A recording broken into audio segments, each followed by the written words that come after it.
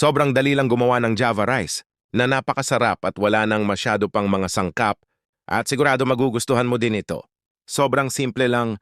Tara at samahan mo ko magluto. 3 gatang pala ng bigas ang lulutuin ko dito. Una, ay naglagay lang ako diyan ng turmeric powder. At sumunod ang salted butter. At nag-add din ako diyan ng half teaspoon ng paminta at dahon ng laurel. At yun na yun. 'Di ba sobrang dali lang? Parang magluluto ka lang din talaga ng normal na kanin dito. Haluin mo lang yan ng mabuti at hintayin maluto. At kung gusto mo ng mga ganitong video, ay mag-subscribe ka na. Maraming salamat! At kung wala ka namang rice cooker, ay pwede naman kahit sa normal lang na lutuan. Takpan mo lang yan. At makalipas ang ilang minuto ay pwede na yan.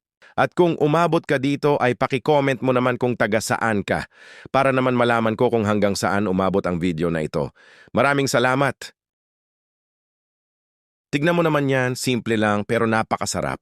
At masarap din to isabay sa mga ulam na pirinito or inihaw. Mapaparami talaga ang kain mo. At ito na ang version ko ng Java rice. Ikaw ba paano ka magluto ng ganito? Share mo naman yan para malaman din namin.